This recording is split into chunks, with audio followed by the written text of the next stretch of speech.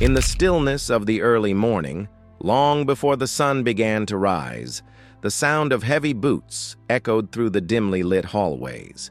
They were the boots of men who would leave home in the dark and return only to collapse into bed with the same dark emptiness that had met them when they first stepped outside. The world they entered was a world of labor, grit, and exhaustion. A world where work wasn't just something to do, it was something that consumed you. A world where rest was a distant dream, and survival was the only reward. In the 1960s, Britain was a country built on hard work, but not the kind of work we know today. There was no concept of work-life balance back then.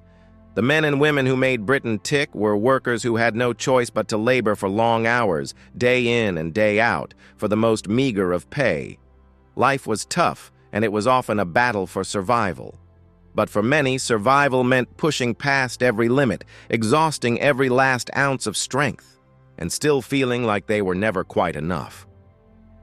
Factory workers, dockers, miners, and laborers, all of them worked tirelessly, sometimes 6 days a week, never really seeing the sunlight of a weekend, and often hearing the ticking of the clock as it counted down to the moment when they would have to pick up where they left off. The week would start with Monday, and before they knew it, Saturday would arrive. But not as a moment of rest, only as a reminder that the work was never truly done. They worked from dawn until dusk, some shifts stretching up to 11 hours. And what did they get in return? A pittance. If they were lucky, a half-hour lunch break. But that's it. The rest of their time? It belonged to their bosses. The idea of a weekend, where workers could kick back and relax, seemed like a fantasy in the 1960s. For the majority of working-class Britons, weekends were simply a time to catch up on unfinished work or recover enough to do it all over again come Monday. Picture this: a man, worn down by long hours and the sheer physical strain of his labor, stumbling into the house late at night. His body aches in places he didn't know it could.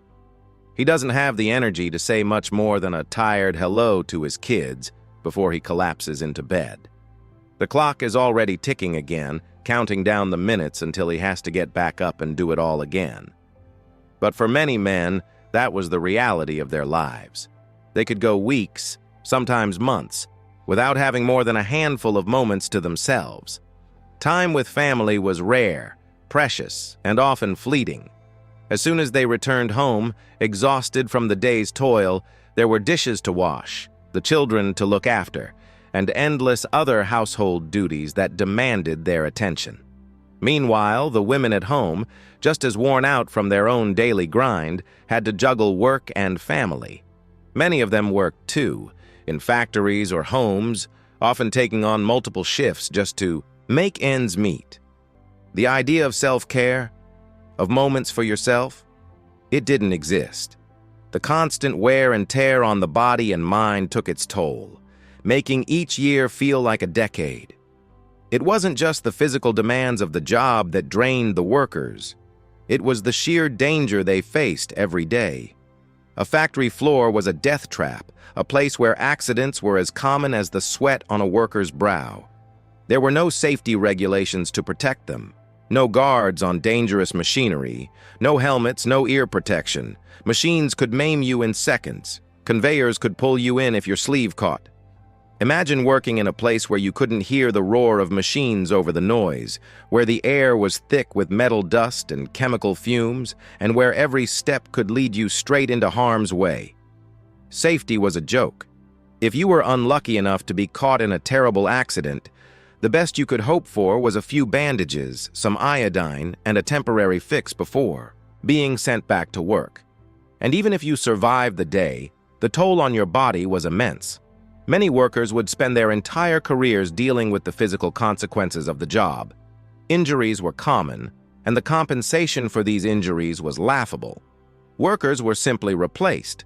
Injured or not, someone else would fill their place without hesitation. Mining was even more brutal than factory work. Men spent hours underground, crawling through dark, cramped tunnels that barely offered enough space to move. The air was thick with choking dust, and the threat of a collapse or explosion was ever present. Each day, miners risked their lives to bring up the coal that powered the nation. Every breath was filled with toxic fumes that would eventually claim their health. Black lung disease was a certainty for most miners. It wasn't a question of if, but when. Their lungs would slowly fill with dust, and in time, the damage would make it harder and harder for them to breathe. And even when miners survived the hazards of the pit, the physical toll was unbearable. But it wasn't just factories and mines that took their toll. The shipyards and steel mills of 1960s Britain were some of the most dangerous workplaces of all. There, workers toiled under extreme heat, surrounded by molten metal and toxic gases. The very air was poisonous. But it wasn't just the air that could kill you. It was the machinery. A single mistake could cost you a hand, a foot, or your life. The same was true for the dock workers, who spent their days hauling heavy loads in dangerous conditions. The work was physically exhausting, and it was done without the benefit of modern safety equipment. The workers were paid by the load, not by the hour, meaning they worked faster than ever, pushing themselves beyond their limits just to make a living. And then there were the steel mills. Hot, suffocating, and brutal. The men who worked there were surrounded by molten metal, and the heat was so intense that it felt like the furnace was trying to consume them. They would work long shifts in these unforgiving conditions, and many of them would end up with scars and burns that would last a lifetime. But they kept going, because there was no other choice. While men bore the physical brunt of these grueling jobs, women workers faced a different kind of battle. They worked just as hard, just as long, and often for less pay. They were expected to perform the same tasks as men, but were not given the same recognition or training. And on top of that, they were often expected to manage entire households as well. Pregnancy could cost a woman her job, and maternity leave was virtually non-existent. Women were trapped in a cycle of work, home, and exhaustion. They were expected to smile through it all, to carry on without complaint. They were expected to be the backbone of the family, even when the world around them seemed to be falling apart. Amidst this brutal landscape, a small but fierce battle for workers' rights was taking place. Trade unions were fighting for better pay, better working conditions, and basic rights that we now take for granted. But it wasn't easy.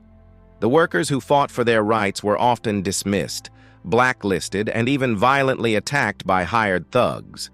The victories they achieved came at a great personal cost. Workers who went on strike were faced with the risk of losing their jobs, their homes, and their families. Yet, they continued to fight, because they knew that their struggle was for something bigger.